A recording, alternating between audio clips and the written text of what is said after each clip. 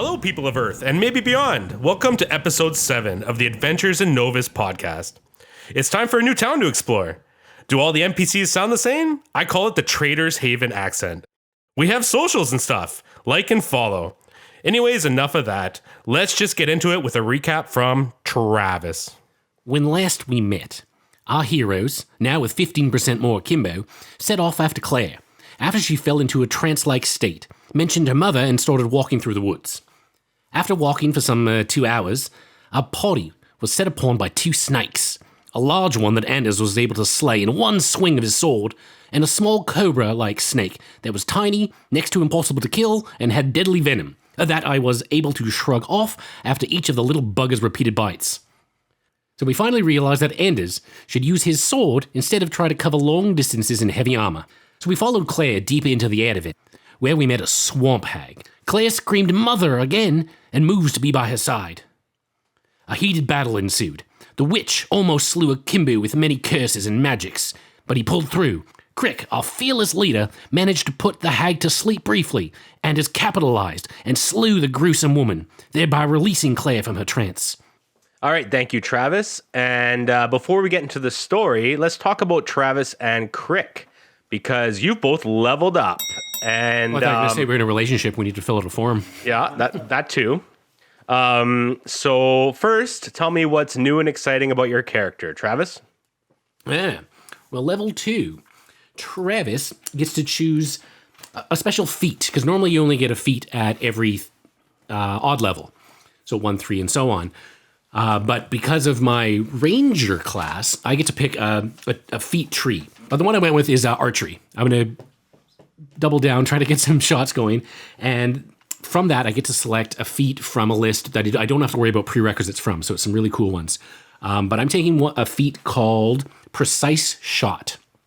Because of how ineffectual I've been in combat, Travis wants to hit some bitches with some arrows, and I no longer suffer a -4 penalty when I shoot into melee combat. Yeah, that's a big one. That is huge. Yeah, so that's what I can get. Yeah, you can attack anything Anders is attacking without suffering a -4 to your hit. Yes, so that's huge for range. Other than that, just the normal saves increases. I get, my base attack goes up. It's all that boring stuff. Yep, that's good. So, Crick, what has changed with your character? Crick has become an all-powerful being. He's perhaps the most powerful witch in all of the land now that this other hag has been slain. Although he wishes he could have learned more from her. Perhaps we can drag her body in and dissect it, and I perhaps can take more of her powers. But mostly, I have gained new spells, and best of all, I now have the power to hex. So I will be causing more creatures to fall asleep, I think. This is unfortunately for poor Crick. To gain such power, I must inflict great pain upon myself. So this is how it will be. Well, Crick enjoys the pain, though, doesn't he? It is not about enjoyment, and more about the power of the ancestors. Okay. So before we continue, we're going to have to roll for their HP. And as is tradition, they're going to roll their HP dice. I'm going to roll mine, and we'll take the higher one. Okay, Crick, roll your D6. Oh, a mighty 4. I got a 2. Ooh. So it feels good not helping you out. Travis, roll yours. Come your on. D10. Come on, Travis. 3. Fuck. And I rolled a 7. Ooh, so I'll take it. Unfortunately, I have helped Travis out. Excellent job. I don't know why we have this rule. Thank you for being so benevolent, Mr. DM. Oh. Our heroes find themselves a couple hours northwest of Fayhaven, on top of a swampy and stinky mound after bravely defeating a grotesque-looking swamp hag. This small area is a stark contrast to the beautiful, lush forest all around it. It is still the 10th of Gosra, and with no forest canopy above you in this area, the spring sun is shining brightly upon you. The sun even shines through the vapors coming out of the bog water that surrounds the mound, making sunbeam effects as it hits the gaseous particles. Akimbo and Anders are both soaked from the legs down, with the odd bits of swamp reeds attached to their pants and boots from crossing the bog water surrounding the hag's mound. They are both covered in sweat and blood after their encounter. Crick and Travis, having done their damage from range, are still nice and clean, never having to cross the bog. The group now has to decide their next move. I didn't actually do any damage.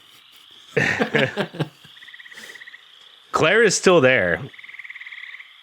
The swamp hag's cold heart has stopped beating, and Claire has dropped to the ground, and you assume she's passed out. She is still lying there. Can I do a perception to see if there's any other dangers around before I go tromping in to get Claire there? Yeah. 8. Oh, 8. 9 with a level now.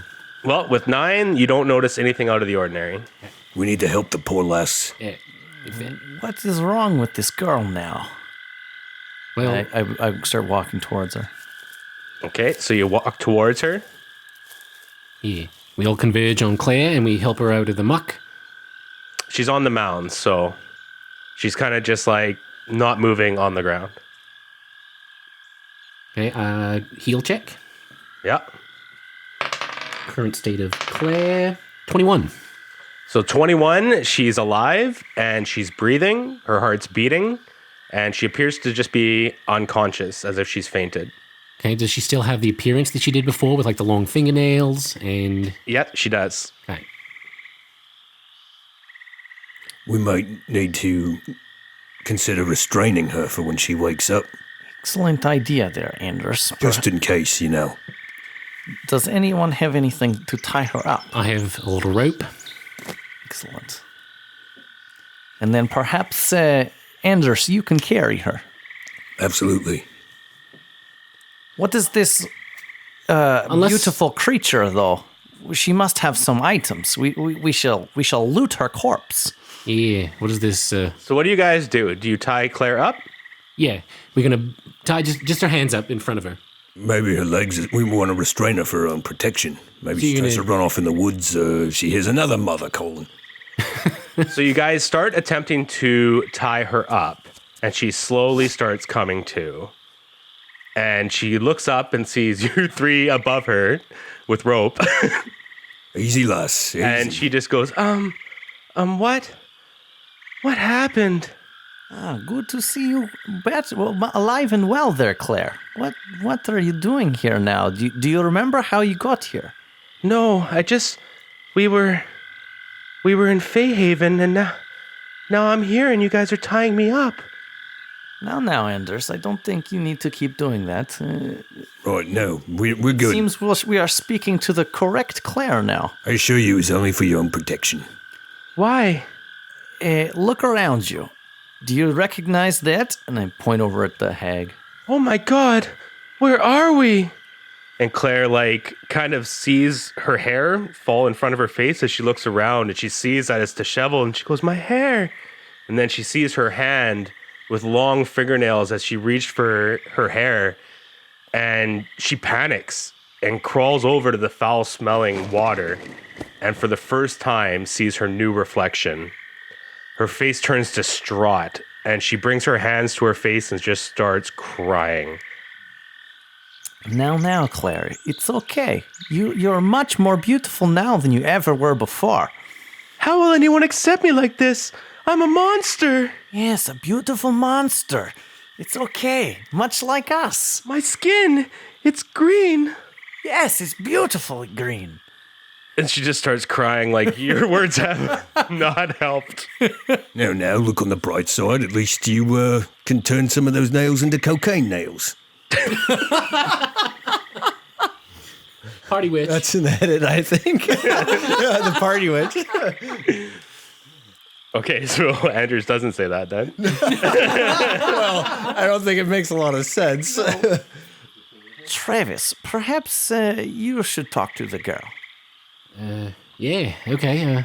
I grab Anders and kind of start walking towards the hag. Yeah, so you guys can worry about that stuff. Yep. Hey, Claire. It's Travington here.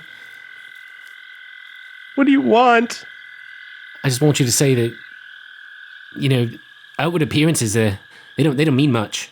Really, it's about the strength inside, and I think we wanted to, meet you and be with you this whole time to try to keep you safe, and we could sense that power in you, You don't have to worry about how you look. People are going to be accepting of you. I mean, people accept us. What do you know? You don't know what it's like to turn into something that you're not. Claire, I might know a little bit more about that than people give me credit for. I can't really tell you right now, I'm sorry. But, the truth will find its way out, and let me tell you, I don't want any of these other guys to hear, but I'm not what I appear. Can you just leave me alone for a while? Yeah, let us know when you're ready to head back. She just kind of like balls up, sits on the ground with like hands around her knees, and her face is in her lap. I pull up my water skin, full of some water, and I kind of just put my little cup next to her, and I just pour a little cup of water there and just leave it. Okay. And walk away. So Crick and Anders on the mound. You have a dead swamp hag on the ground. This is a beautiful creature, but I believe we need to get its power, and all that remains of its power are its things. What sort of things? Crick, your standards for beauty are quite alarming. Thank you. So you just want to start rifling through the body? Do you guys want to start looking around the mound? How do you want to approach this? First, the body. So on the witch herself, you find 37 gold, 29 silver, a bronze warrior statue, a scroll, a wand, an engraved gold scarab. Next to her is a gold cauldron with alchemical symbols on it. And around the cauldron, there is a gold candelabra, a silver one, a silver holy symbol, and that is all that's around that area. Much power. I have knowledge religion to use on those symbols, I guess. This is a good idea. What do you know of these Anders? Let's roll a d20 on that. And I actually want to, while he's kind of taking a look at that, cast Detect Magic to see if there's any of these or anything else that perhaps around this area is magic. All right, first, Anders, we'll have you roll a knowledge religion on all the religious symbols that you guys found. 17. So with a 17, you know it to be symbols of the demon lord Mestama, which is a common evil deity that witches worship. Oh, yes, the symbol of Mastama. A terrific bloke. You would definitely know this as like an evil symbol of people that you would target for your holy justice. I'm sorry, and that was on all of them. The candelabras, the holy. They were all Mastama. Okay. This bog witch, what is it, swamp? This swamp hag must have been a worshipper of Mastama. I do not know this name, but it's very interesting. I can assure you it's no one you'd like to invite over for dinner. Well, do we think Claire's going to kind of come back with some powers now and stuff? Do you think she would find any of the stuff useful? Oh, this would be very impressive if she were. Secondly, we have a detect magic request. So where are you going to detect for magic? Request denied. I back up a couple steps and then do the entire mound all at once. So besides the objects I've already talked about, like the wand is definitely magic. And actually just the wand is magic. Squirrel, perhaps. Oh yeah, the wand and scroll are magic. And you do detect something buried in the mound that is also magic. You sense something there.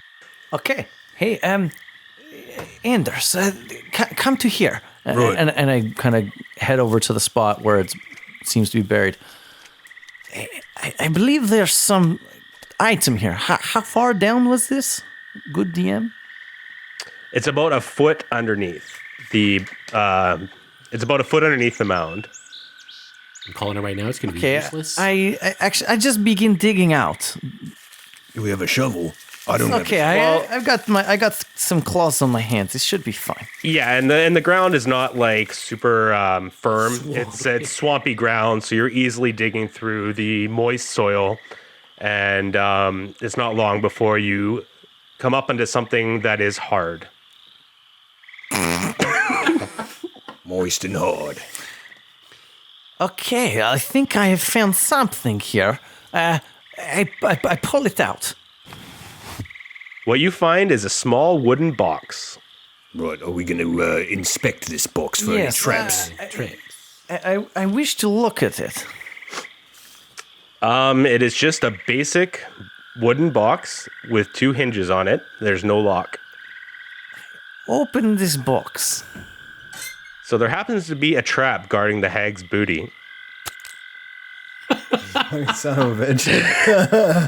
It's just 2 hinges. It's a goddamn Unabomber trap. A puff of green smoke comes out and then suddenly swirls right towards your eyes. It stings terribly for You gotta be fucking kidding me. 3 damage. You frantically open and close your eyes, trying to fight off the pain. Tears start streaming down your face, and I'm going to need you to make a will save. 24. With a 24, which is a pretty damn good will save. I am very strong in the powers of the mind, I tell you. So you open your eyes and the world slowly starts to disappear, but just for a second. You shake your head and fight it off. Your vision soon recovers. Greg, you okay? Oh, this stings. It stings so much. Oh, I farted. Sorry, I thought you smelled that. It's inappropriate. Gross. What else is in this stupid box? Inside the wooden box is a sealed jar. The jar is filled with some kind of liquid, and there's an eye with the nerve endings still attached floating around inside of it. It's just a common eye box you'd find in anyone's garden. Regular old eye box, you say. I wish to do is it spellcraft for this? I don't know. Yeah, it'd be, Well, it depends. If this is a magic item or Yes, if the or trap perhaps was. just the trap. I do detect magic on it, again. yeah, you detect magic, and it's definitely magical. I wish to do spellcraft. Yeah. 20. So 20. With 20, you recognize this to be the eye of a cleric. Witches will put it in a jar like this so that they can detect the undead. When an undead creature comes within 100 feet of the jar, the eye darts about as if it's looking around in a panic. It otherwise remains motionless. Oh, very interesting item. I know of this. It's a eye of cleric. This will have some use for us, I think, friends. And I'll kind of close it up and put it away. That sounds awesome. I wish to see what this scroll is. All right, roll a spellcraft for the scroll. 30. So you know this to be a scroll of Summon Monster 1. And this wand as well. This is interesting. 29. So what you have is a wand of healing with 6 charges. A wand of cure light wounds, perhaps? What you have is a wand of cure light wounds with 6 charges. Ooh, this is very interesting. This I shall keep for myself, for use on my friends, no doubt. Did somebody say healing? I am quite hurt. Yes, Akimbo. You'll be just fine, I believe. You're an NPC. You think we're going to waste our hard-earned healing on an NPC? I have a soul. That's up for debate. You got half a soul. I respected you once. Akimbo, I shall stay beside you just in case. If needed, I shall use the powers of this wand. Come, everyone. Gather up everything. Everyone, we must get out of here. We must go back. Claire perks up. Not Fayhaven. I can't go back there. Okay, well, I mean, Claire, if you're worried about your appearance, Trader's Haven is going to be a great place for you because any one of us blend right in. That sounds better. But does anybody know how to get there from here? I know how to bring you. The path is just an hour south. We will make better time without following Claire. Ah, yes.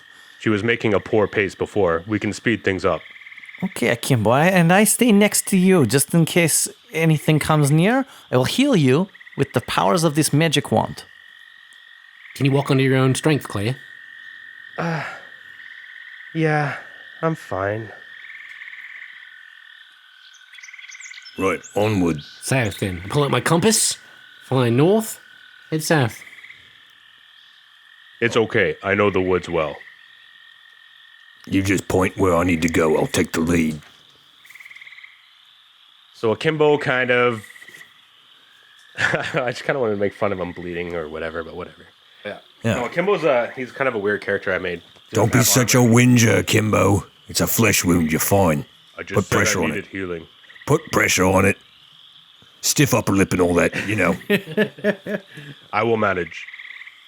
Like I said, if any trouble comes, I will heal you with this new wand. I don't know if I trust you, but let us go on. I'm What? doing this for Claire. Why don't you trust me? I don't like witches. Well, somebody's Mr. Judgy. I thought we were friends. I do like gnomes. So Akimbo leads the way back from the Swamp Hag's mound in what you assume is the direction of the docks. His sparrow makes the odd appearance here and there, landing on his shoulder for a time before flying off again. The sparrow is maybe doing some reconnaissance or maybe just coming to say hello. Either way, it's the only time you really see Akimbo break into a small smile. In my notes, mention blind person. Who's blind? I know, no one. So you continue on. You were going to be blind. For good? What? For a while. Blindness, deafness is a permanent thing until you get it cured, essentially. But yeah. I was going to have fun with it, but you took my fun with your 24 will save. I do have a +7. Next time someone else open the box. No, I don't think so. I'd be so dead. Bomb disposal bot Crick here. So you continue on, and it's definitely easier having Akimbo along to navigate through the forest. Good thing you befriended and impressed him, otherwise this might be a little different. But you guys are kind of dicks to him too, so. What? He's a dick. I don't think so. We're hurting too, Akimbo, not just you, okay? I'm kind of your biggest fan. I've always liked you, Travis. Once again, he's pointing out plants to avoid walking close to, and he avoids certain areas for what seems like no particular reason, but he definitely guides you around certain areas, and he's kind of taking this zigzaggy path through the dense forest. You then reach some small hunting paths, and you finally reach the main road that connects Fayhaven to the docks at Three Rivers. Once again, you're impressed at the size of the new path as you walk towards the docks. Wagons guarded by Gwarian soldiers pass in both directions as you make your way to the docks. Claire does her best to hide as many of her new features as possible. Her cloak is covering her hair and face, and her hands are tucked inside her sleeves, resembling someone trying to hide from the cold, but it looks odd on a sunny, warm afternoon. You made better time getting out than going in, since you're no longer following Claire's zombie-like pace from before, and by the time you get to the docks, there is still plenty of daylight left. Guards are all about at the docks as well, and Akimbo approaches a captain he sees, and tells what he's learned about the hags being in the forest. This might bring some light as to why some of the animals have been acting odd. Akimbo also tells of the exact area of the swampy mound so it can be cleansed later. The captain takes it all in, nods seriously as he hears the news, and after Akimbo is finished, the captain sends a rider on a horse to Fayhaven to deliver the news. Without a word, Akimbo starts preparing a gondola to transport you guys to Trader's Haven. So, what do you guys do? You get in the boat? Where do you sit? Claire is already getting in the boat, and she sits to the bow of the boat like before. There's going to be a boat fight, I imagine. Akimbo, how long is it to go back to Trader's Haven from here, this direction? It should be about 2 hours. We are going with the current this time. Okay. Perhaps I was a little hasty in my judgment. Here. And I touch him with the wand. Your touch feels so super good. Is that a vibe? Oh, sorry. Little stick makes me feel real good. Is that a vibrating wand? And you get max health from it, so 9. Wow. So Akimbo starts to perk up a bit. Some bruises and cuts start to disappear. And he says, "Thank you very much. I feel much better." Glad to hear it. I don't want any trouble, but I remember the last time as we came here, many crocodilators along the way, so just in case. Hopefully there's nothing. And Akimbo, we do appreciate what you're doing. We thank you very much. You're welcome. Yeah, you're right, I guess. He's gonna one get of us, you guys. Come on now. I want to get an Akimbo tattoo. It's going to be a tramp stamp. I do like tattoos. Pop you into guys the get in boat. the boat? Yeah. Yes, certainly. So you all get into the boat, and Akimbo's untying the last rope to the cleat on the dock. While he's doing that, Claire is kind of just staring off to space, and she just starts speaking. "I saw into her mind a little bit while she called and controlled me. There are more hags coming. More in various parts of the forest already. I can't tell what they're up to, but I know it's not good. They're calling their daughters. It's hard. It feels like a dream." Claire, so you were one of these daughters, yes? "I guess so. I never knew, though. I just knew my father." Perhaps our powers are more similar than we first thought. I think we can learn from each other. "I don't even know what I am." This is okay. This is what the journey is about. You must learn yourself. Travis, I want you to do a wisdom and a knowledge local at the same time. Separate rolls or? Yep. Okay. Natural 1 on the first one, wisdom, so 3. And 15 for my... 15. So you do know that there are some strange people that may be able to help Claire understand what she is in Trader's Haven, but it's on the tip of your tongue. You just can't quite remember who. Claire, I'm going to think hard on it, but like I said, there's a lot of varied people in Trader's Haven, and I've been there, and you hear about some strange people that come through. Well, not strange, sorry, that's the wrong word, but interesting people, and they may have an answer for you. I hope so. So Akimbo finishes untying the boat, and you guys start floating down 3 rivers. Claire, where is it that you learned how to do your mirrors magics? Yeah, I was going to ask that too. When I was young, my father taught me before he died. He knew some magics, not a lot though, but he knew that spell really well. Do we know who her father is? No, who was this man? Who's my father? Well, that solves it. She did mention him on the ride up. Yes. He was just a farmer. He just had some small magics that he knew. And that's one of the things that he taught me. He died when I was 15. Does she look much older than 15 now? Claire looks like she is either a teenager or barely 20. Mm-hmm. Okay, Claire. Well, I believe we will find out more about these magics as we go along. Okay. So Claire settles back into her own thoughts, and once again, you're floating on 3 rivers. This time you're going with the current, and although the current isn't that fast, you notice that it's definitely a faster pace than before. Captain Gondolier Crocodile Fighter Akimbo is lost in his own thoughts as well, with the same stern face he always seems to carry while paddling his forcola at the back. So, you're floating down this beautiful river. What are you guys talking about or thinking about as you travel? Right, so I'm feeling pretty tickety-boo.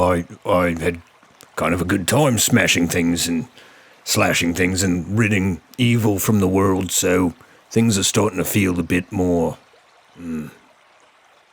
You look like you found a little bit more vigor doing some of that last fight with the hag there. You feeling a little bit better these days, Anders? Right, and I feel my powers maybe returning. I don't know what that is exactly, because gods aren't real, so... It's been a long time. What about you, Crick? Crick will sit on the one side by himself, cross his legs, and kind of hunched over with his cloaks, his robes over around him. He grabs his dagger and begins carving into his hand. Of course. His mask sits just beside, facing him, so at any point he can look into the eyes of the mask to contemplate the pain as he digs his dagger into his hand. He feels as though the ancestors are granting new powers and he must honor them. Okay, awesome. And Travis. Well, Travis seeing all this is, in awe as always, because he's always eager to learn about what other kind of cultures are like and what people are like in the world. So he's like, he just watches Crick do this. And he lets some time go by, and nobody's really saying much on the trip back.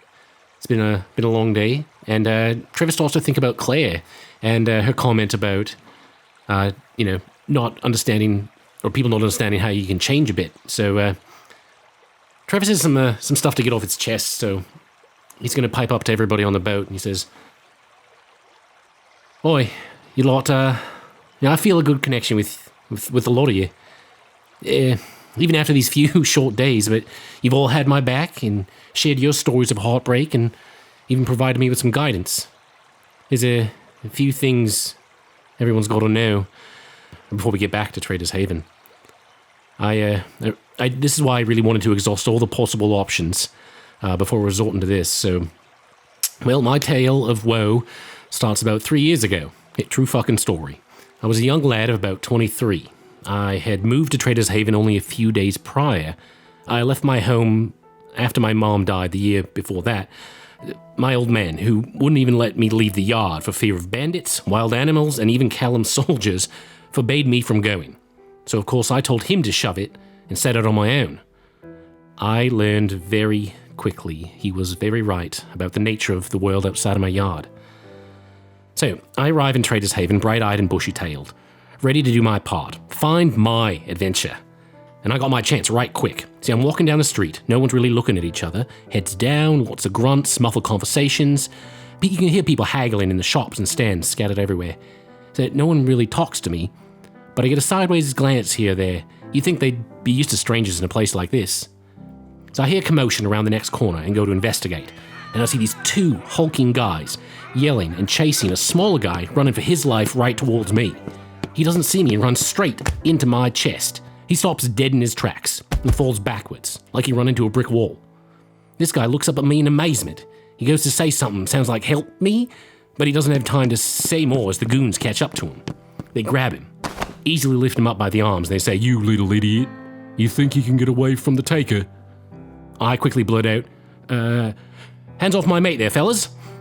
Well, they stop and look back, kind of just peer at me, way from up on high there. One of them says, "What, you gonna pay what this little shit owes?"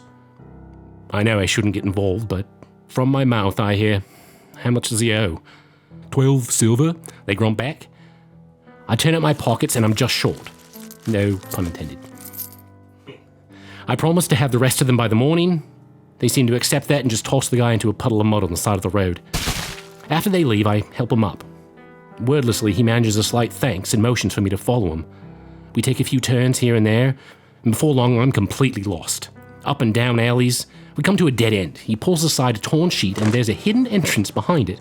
We emerge into a large room. It's modest but cozy. Enough space for us and maybe a few more. His name is Alfred, but everyone just calls him Alfie. Well, Alfie and I become quick mates. He quickly catches me up to speed on the inner workings of Trader's Haven. See, the whole place is kind of run by the church and the Forsaken, whose leader is known only as the Taker. He offers protection to the locals, and word is he even has the mayor under his thumb. His protection comes at a price, of course. Cold, hard cash. Me and Alfie watch each other's backs and start to make a bit of a name for ourselves within the organization. We do odd jobs to keep the real bad guys off our back and make a little scratch on the side. Well, we're doing this one job. and we have to get some back payment from a woman on the outskirts of town. She's hard up because of her 13 kids. Says she can barely afford to feed them, let alone pay the tax. We feel sorry for the poor woman, and when we return empty-handed, the fuckers jump us from behind, knock us out cold. I come to, bound and gagged.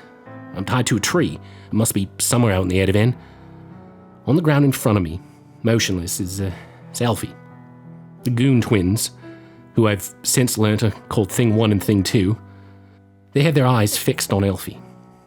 One of them draws a blade. My eyes go wide. I'm kicking and screaming against my gag, trying everything I can to get free. I watch helplessly as Thing 2 slowly drives the blade between Alfie's shoulder blades. His eyes open for a brief second, and we make eye contact. And he just smiles. And just as quick, I see the life slip out of him. He was the first and only person to ever show me kindness in that town. They turn the gaze towards me. I know the end can't be long now, but I don't flinch. I stare right into their fucking eyes as they stride forward, cocky smiles on their faces. They take turns throwing punches and kicks at my head. I'm probably going to drown in my own blood and teeth before they get to killing me. Well, I feel the end is nigh upon me, but at that very second, the bushes to my right rustle. And would you believe it? True fucking story. A giant dire bear erupts from the woods, lets out a deafening roar. And I swear I will never see two larger men move so quickly again in all my life. The bear turns its attention towards me. I'm barely able to keep conscious. The bear slowly lumbers toward me. All I can make out is the blue, glowing eyes this bear has. I black out as I hear a young woman yell out, "He's over here!" Sometime later, I wake and I'm in the back of a cart. I'm looking up, staring at the underside of the canopy. The cart's swaying slowly as we move through the trees. A girl's head pops into my view. "He's awake," she says to someone I can't see. Someone obviously driving the cart. Her eyes are the same blue as the bear from before. So with much pain and effort, I breathe, "Fenora." She smiles at me, touches a finger to her lips to say, "Don't speak now." And I must have fallen asleep because I wake up and it's nighttime. I know right away because I can see the stars. Like, all the stars. I look around to gather my bearings and I'm on an altar above the fucking trees. Fenora's there. She gives me a reassuring touch on my arm without saying a word and backs away. I see this old crone approach. I can't even begin to describe what took place next. Some old magics. I'm plunged into darkness and awake sometime later in a small shack in a bed. There is a kindly old lady puttering about. Good, you're awake," she says. I ask what happened. She doesn't say anything, just hands me a small mirror. I'm confused, but I take the mirror from her and look into it, expecting to see my bloody, puffy, ugly-ass face. But staring back at me is a completely different person. I touch my face, it's still me. But I don't look the same at all. It takes a few days of rest before I'm able to leave the woman's hut under my own powers. So she gives me some clothes and some rations and points me back to Trader's Haven. I make my way back to town, just completely in a daze. I walk hazily through the streets to the only place I've ever known. Back to Alfie's old place. I must have spent 3 or 4 days there trying to come to grips with what just transpired. And by the 4th day, I'd made up my mind. I was going to use my new look to find the taker, make him pay for what he did to me, to Alfie, and for what he continues to do to Trader's Haven. I started work the next day. Started working my way back into the Forsaken, trying to find out every clue I could as to who the taker was and where I could find him. The fucker is elusive, I'll give him that. Every hint or rumor was counteracted by another. Even after searching for the last 3 years, I still couldn't tell you if he was an orc, a human, or a gnome. Word is, he's a fucking dwarf, if you can believe fairy tales. I know the identity of Thing 1 and Thing 2, of course, and some of the lieutenants, but that's about it. It's like a shadow network. That's a bit about what I'm scared about to go back to Trader's Haven at, but I know there might be some opportunities there to find something, so I'll tell you a little bit more about it when we get there. Travington, I'm so sorry about Alfie. Yeah, me too. Trader's Haven sounds scary. It can be, but you got us with you. What kind of person were you before for you looking much different? I'm just going to say I didn't look human, tell you that. Right, so, it's quite the touching story there, Travis. It sounds like there's been a great injustice that's been brought upon you. Yeah. And, it only feels right to say, to offer my help in any way that I can to right this injustice. It's what I do, and it's what deserves to be done. Just returning the favor, and is promised to help you out too, remember? Of course, mate. So I guess, so here's the paladin thing. Like, would I now take an issue with the fact that he has a shady past? Like, would that be an Anders thing to be like, No. Well, You should atone for your, no. Well, especially as like a Tortured. paladin. I would identify. Like, I don't Yeah. want to judge him. Like, he never said that he, like, stole from anyone. He said the opposite of that. He, like, didn't some take odd from the jobs, woman. but, like, there's a woman who couldn't pay, so he just didn't collect. Right. So you might be a little disgusted that he was in the gang, but you could see, like, he joins. To infiltrate, to... Yeah. Like, I'm doing it for the right reasons. I don't take on the bad jobs. I don't kill Undercover people. cop. Yeah. An undercover cop bad. Right, I say we find this taker, and maybe we do some of our own taking. Like maybe some of his fucking limbs, for starters. Maybe that's not quite paladin. I'm a tortured paladin. He's evil. We can grind him to dust. There's so many things I want to do to that man. Or woman. Well, I don't even know. See, fuck, I don't even know. Anyway, yeah, like I said, I'll tell you more about when we get it close to Trader's Haven. There's a bunch of districts we can kind of go through. But I might be able to use some of my connections within the Forsaken to see if anybody knows anything about this missing lady or any involvement from Callum.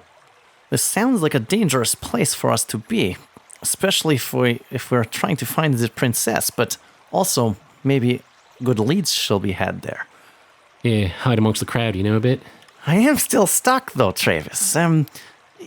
You say you look not human, but you look like small human. Yeah, well, I was always short. I was always a short guy. Not a gnome.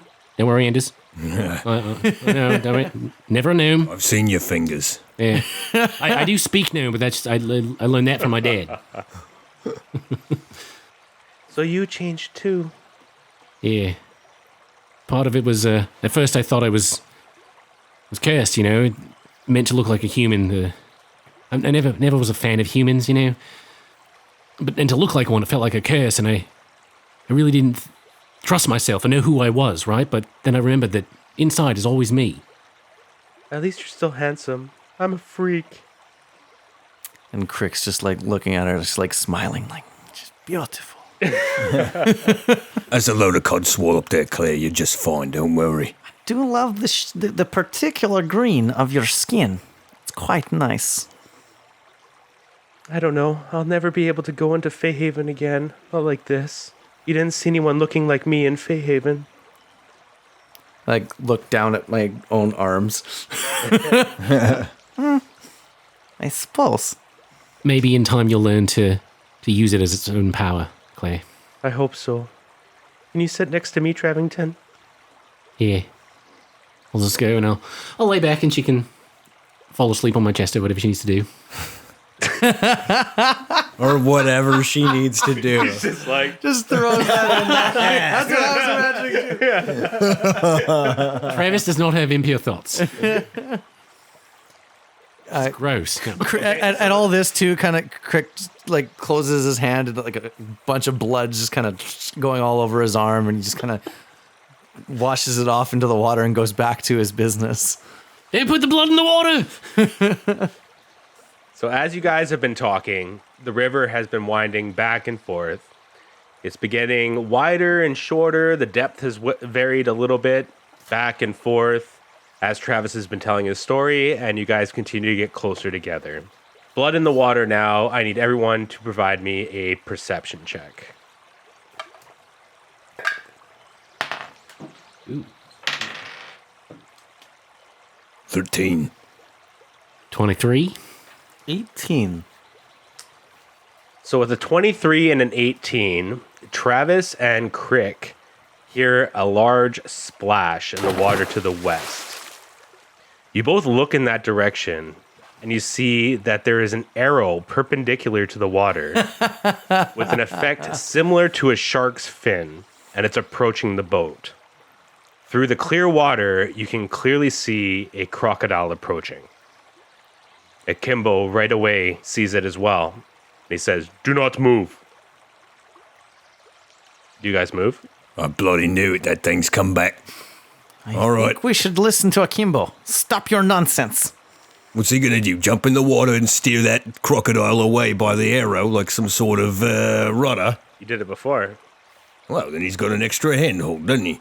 Doesn't he? So if you guys don't do anything, the crocodile We don't do anything.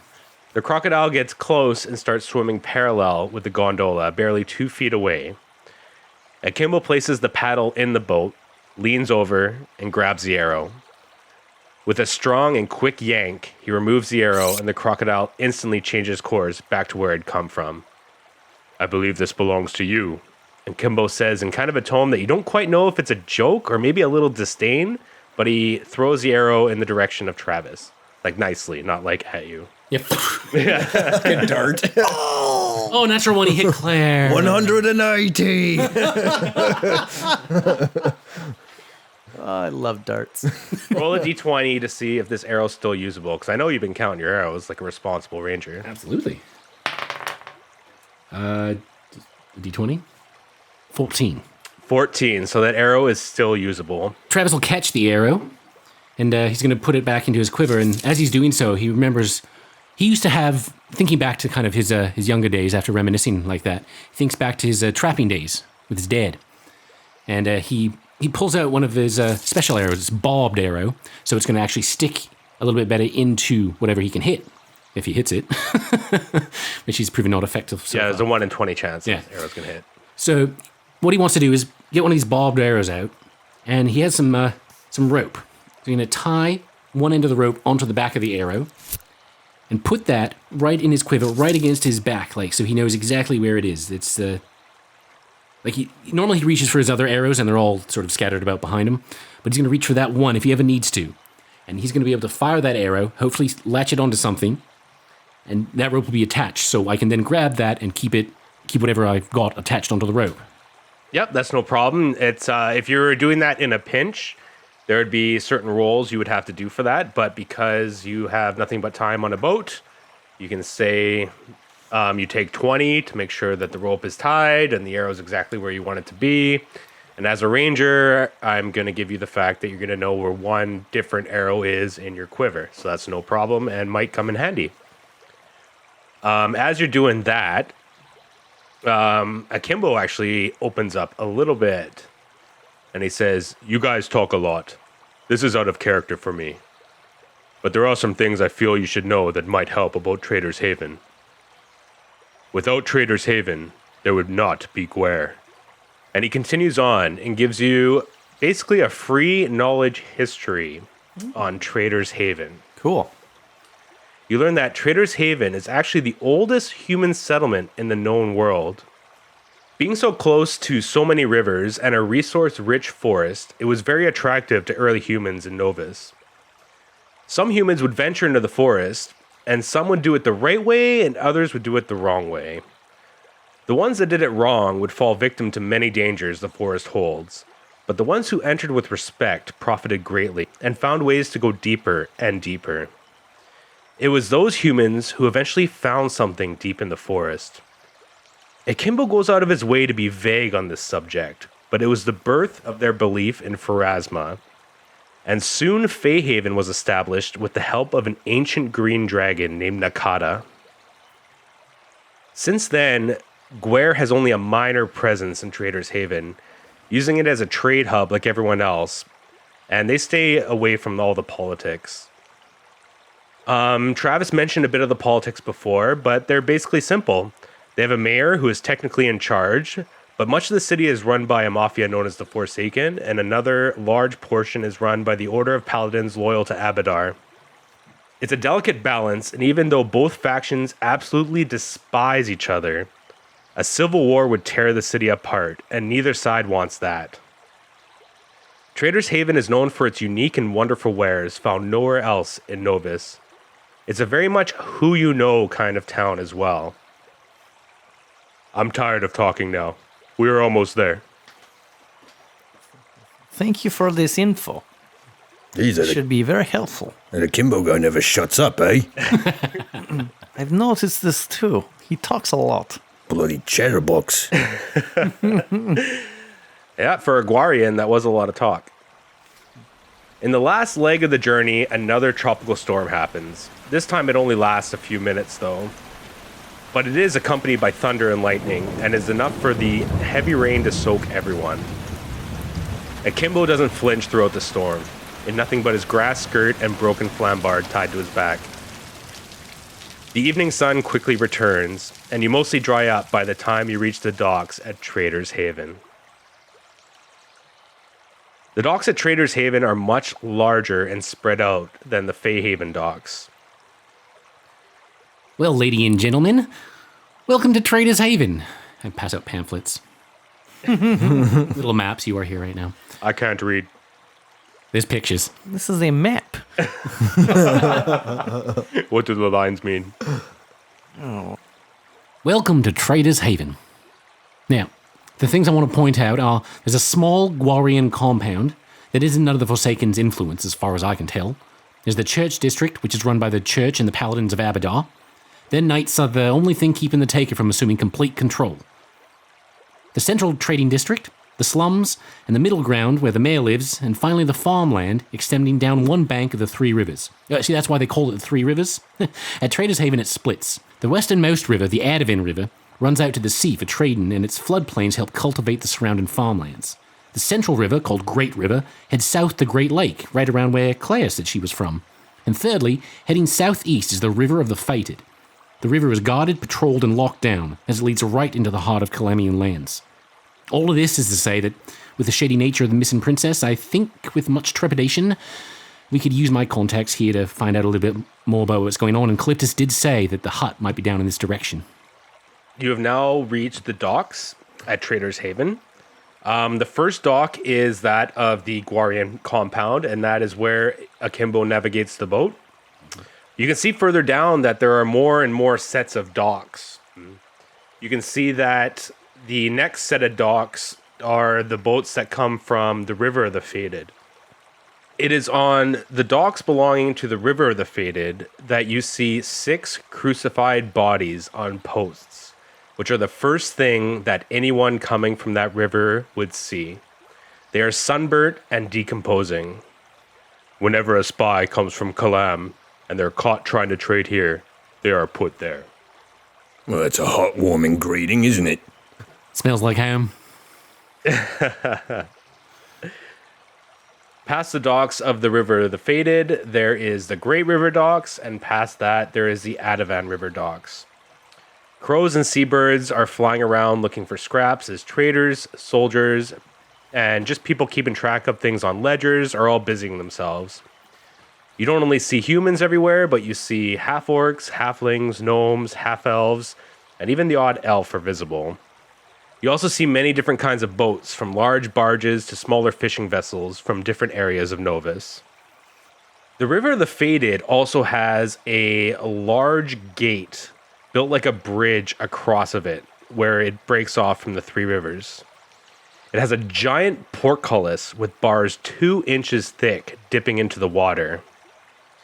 This is, of course, because this river heads in the direction of Calamian territory, and it remains heavily guarded with soldiers from Trader's Haven. So only special boats are permitted to cross those gates, because there are still like small towns in that direction, but it is a long river, and eventually you would get into Kalam territory. It actually goes to it. That river disappears underneath the desert of the Fated, where the capital city of Kalam, Pepperit, is nestled in. So it's always upon high alert. And Trader's Haven has so many goods and unique things that Kalam always wants a piece. So they're always trying to send like a little sneaky guy in. So the phantom traders from Kalam, they're looking for things that come unique to Trader's Haven, like exotic fruits, silks, gems, a drug called cat, sugarcane, chocolate, and carbuncle jam. Even some rare spices. Knew it. Yeah, had to fit it in there. So Travis knows that cat, Khat, is a drug pushed by the Forsaken. So Akimbo parks his gondola, starts tying the rope to the cleats, and you are just outside the Gwarian compound to Trader's Haven. So it's not living trees that wall this compound, but definitely tree trunk-sized stakes about 20 feet long and pointed at the top with a wooden gate. The gate is open, and this compound is actually run by the Tiger Clan. So that it has the Pharasma flag and it has the Tiger Clan flag. They're great. Okay, so now you guys are in Trader's Haven. What do you want to do? There's about an hour of daylight left or so. Here we are knee-deep amongst an army of charlatans and tricksters and knaves. Where do we go from here? Is there any place we can stay in the compound here, Akimbo, or is it only for Gwarians? We can definitely stay in the Gwarian compound if you wish. There is an inn in there. I think that's probably the safest place right now. I think we just need some rest. Kimbo, you're still looking a little sore. I tried to do some good with the healing, but perhaps in the morrow we shall feel much better. Yes, perhaps a pint or two. Now, Anders, you don't need to necessarily dive into this, no? You want me to get the shakes? I got your back, Anders. That's right. You're a good party ranger. Party Rangers in the house tonight. Welcome to the party, Ranger. Go, go, Party Ranger. So after docking the boat and tying it off, Akimbo leads you guys into the Gwarian district with Claire in tow. The two guards outside the gate nod at Akimbo, and Akimbo nods back. And inside, it's like a basic compound. There are a few things. There's an inn called the Tooth and Claw. There are storage buildings, a small barracks, and that's basically it. So you guys go to the inn?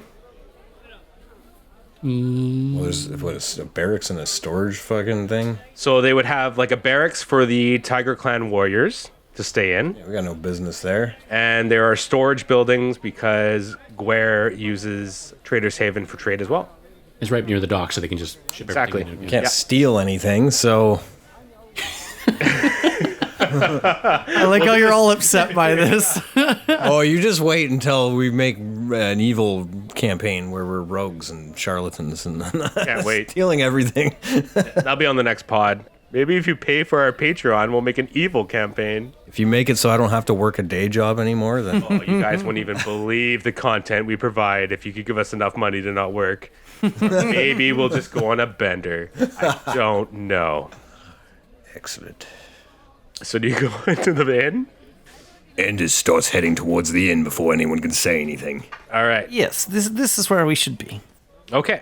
What time of day is this, sorry? It was an hour before the sun starts to hit. Yes, most definitely. 5 o'clock somewhere. We should get some dinner in us and find a place to rest. Yeah, start to hear the local gossip. Maybe the Gwarians have heard something. Some of the other groups that have come through. Yes, gossip. Let's find gossip. And ale. Perhaps we can find some information on the princess. Remember, we must focus. This is why we are here. Okay, so you enter the Modest Inn. Is it on Wrestle Wednesday? You enter the inn, the Modest Inn, and there is a stuffed tiger that is in an attack mode over a deer. There's also like some tiger skulls around on the walls. It's very tigery. It's a small inn. It's really only meant to house Gwarian guests. So it is only one floor, and there's only about 5 rooms down a hallway. The soldiers themselves, they obviously don't stay here. They stay in the barracks. So there's about 4 tables. None of them are occupied, and there's a spot you guys can sit down, grab some extra chairs for Claire and Akimbo. And right away, a waiter approaches, and he's clearly not of the Tiger Clan. Like, only the warriors are kind of decked out in tattoos and stuff like that. But there's still people who serve each clan, and he's one of them. So he's still respected by the clan, but he's not, like, decked out. And he just goes, "What do you want?" Kimbo goes, "Spice soup." He goes, "Here." Looks at Travis. Can I have a beer and a soup? "Spice soup, bone soup. Yeah. Thank you. Which one?" Oh, how spicy? "Medium." Yeah. Yo. Looks at Crick. Yes, some of this spice soup sounds delightful. Yo. I'll take your finest ale and some of that spicy soup. Mead. Mead, sure, whatever. You don't have any ale? Mead. All right, I guess I'm a fancy lad tonight. You did ask for their best stuff. Ale, I asked for their best ale, not their best fancy lad drink. Yeah, you confuse me sometimes. And he goes, "Yo." Claire just goes, "Bone soup?" And then he just, like, scuttles off. "That is my favorite waiter." Right to the point. He's just chock full of personality, isn't he? Much like you, Akimbo. Thank you. He is also the whore. He's a jack of all trades. Yeah. Jack off all trades? Oh boy. I was going to say so many dirty things. But whatever. We can cut them. Yeah. Anyways. So, yeah, the waiter leaves. And you guys are just around a table in this tiger's den. My friends, my hand is it's real. It hurts quite a lot. I don't know. Yeah, do you need some help with that? You're the one who cut it earlier. Yes, the ancestors demand sacrifice. That's really gross that you do that. Why do your ancestors need that? It's for the power that they bring. What power? The power you use? Yes, this is right. That's a weird sacrifice. I hope my ancestors don't ask me that. Like, have you had anybody talk to you yet? I've only had my mother call. If she was my mother, I hope she wasn't my mother. Your mother, who is whoever, took care of you when you were young. I never knew my mother. And that's the one. Fucking Debbie Downer, Claire. Nitral did say there was a darkness inside of her. Yeah. So you guys probably get the sense that that was her real mother, but Claire's still pretty sad, and she's always been kind of, skittish. So you can imagine after a big change, she is even more skittish. What I want to know is how or why your father got involved with this, what the fuck was it? Bog witch? No, not bog. Beautiful creature. Swamp hag. Beautiful. I don't know. He never talked to me about it. It is frightful to think about. Sounds like a Hopefully not. fortuitous encounter by a simple man stumbling upon a beautiful creature. We all do things in our youth, I suppose. Perhaps, Travis, I could use some of these monies. I wish to purchase some equipment. Yeah, sure. How much are you looking for, Crick? You're the boss. I'm just holding on to things for you. Yeah, I will just take some. Okay. Perhaps this is better left for morning time, but In any case. So just as you guys finish your conversations, the door opens and 2 members of the Tigers clan come in. And one Tiger clan is like, as a female, she's like rubbing her shoulders. She goes, "Ooh, witch freaked me out. Ooh, strange lights."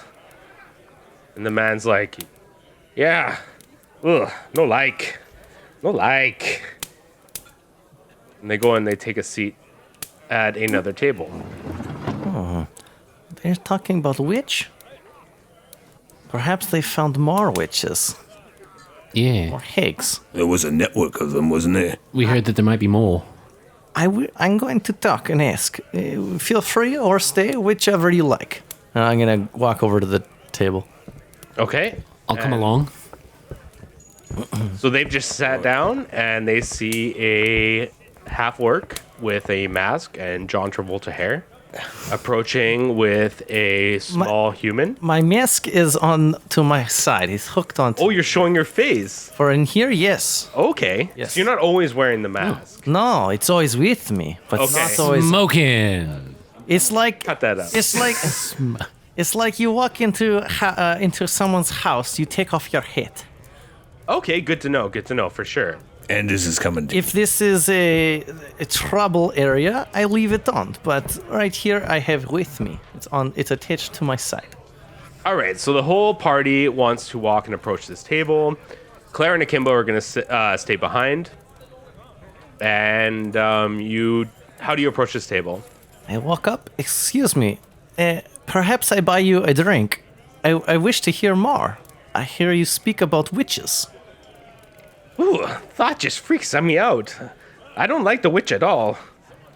Yes. What witch are you talking about? Everyone knows the witch. The witch of Trader's Haven. Where is this witch? Can I roll a knowledge local to see if Travis knows anything about that? Yes, you can do a knowledge local specifically on the witch of Trader's Haven.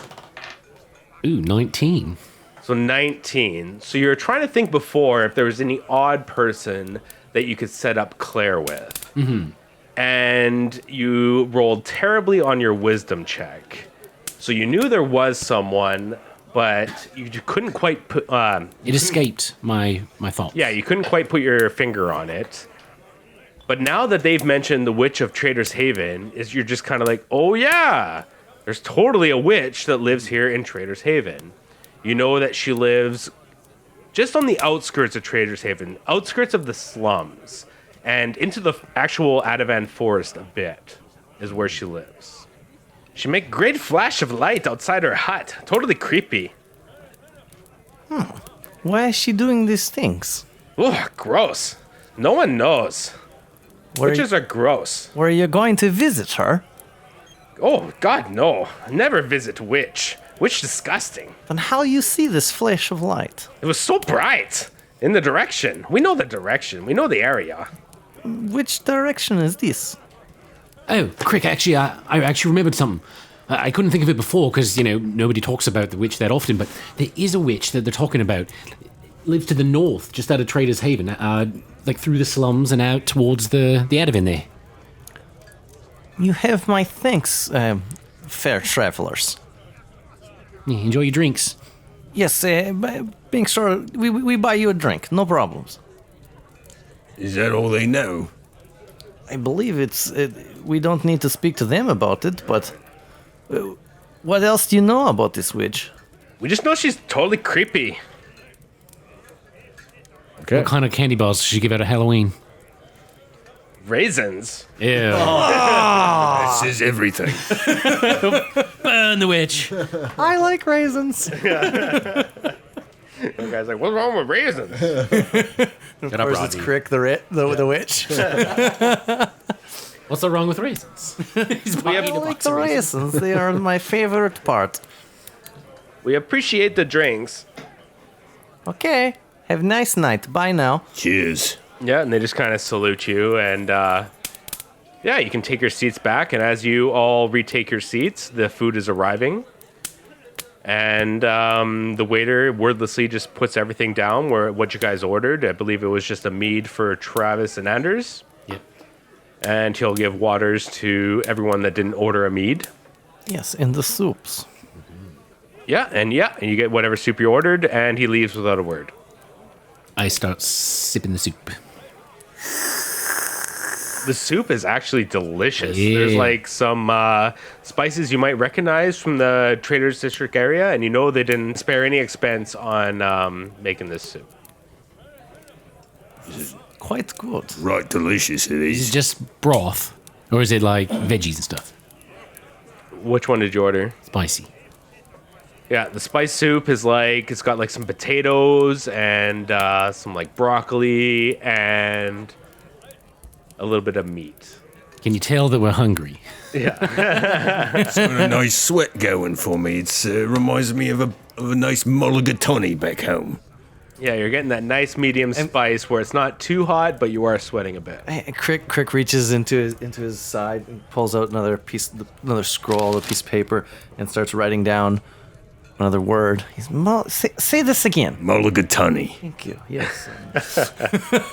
No soup for you. So you guys have finished your meal, you've finished your drinks. What is the plan for your evening? The sun is still out. It's probably just about to set. So there's time to do maybe something if you guys want to, or take an early night. What do you guys want to do? Friends, I wish to retire for the evening, and I think we should visit this witch tomorrow. Okay, I'm gonna see you lot a little bit later. I'll be back tonight. I just have to go check in with the people I talked about. Are you going to be all right, Travis? You need a hand here. Yeah, no, it's just a little bar. I just got to check in and let them know that I'm still around, that I haven't skipped town or something, so they're not looking for me. I just didn't want to worry anybody, but I just want to go, pop in, give them my 2 cents, and come on back. Right, if you say so. I have some things I need to work on as well tonight, so just in my room. This is fine. Cutting yourself, I'm sure, yes. Familiar. He holds his hand up, yes, and he starts poking it into his hand. It looks like good scars so far. I must make sure that it stays this way. Okay, so Crick is going to retire to her room. Yes, I wish to order rooms. Yep, no problem. And Anders, you wish to drink some more, to retire to a room? Anders finishes his beer. I mean, I suppose, I know Anders shouldn't come in with me, but if he wants to kind of go with me there, hang around outside, and then we can walk back together if you want to. I can show you a bit of Trader's Haven if you wanted to. Right, no, that sounds fine by me. I'll finish my beer and I shall accompany Travis. Okay, so the waiter comes for the bill. Crick orders a room. So you guys are going to have 3 rooms, or are you all going to cram into 1 room? Plus Claire and... Claire and Akimbo can take care of themselves. Right, I do not want to be splashed by the blood of that,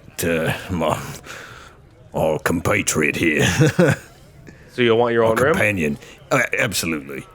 So the waiter will come with a bill for 3 silver and 8 copper for the meals, the drinks, and your own rooms.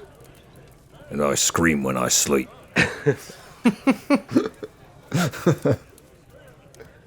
The nightmares. Because it's easier to write, I give him 4 silver. They never release. He hands out his hand and he receives a tip, gives you a nod, appreciates it. Akimbo seems to pay just as much as you guys do, given the idea that he is helping you guys out a bit, and maybe also paying for Claire's room because Claire doesn't pay anything. So you pay for all 5 rooms that are left in the inn. Claire and Akimbo both say their good nights, and they will take their own rooms, as well as Crick, and Travis, and Anders. Make sure you leave room number 1 for Anders. So Travis and Anders leave the bar. They open the door, and they got Trader's Haven ahead of them. What's going to happen? Well, if you want to find out, you're just going to have to keep on listening. I was just getting ready to go for a walk. Next up, you got to wait a week just like everyone time to else. sleep. Good thing I'm binging all of these, and I'm just going to watch it or listen to it right now. I wanted to smash some shady folk in the underbelly of the city, you know? Well, you're going to have to wait till next week.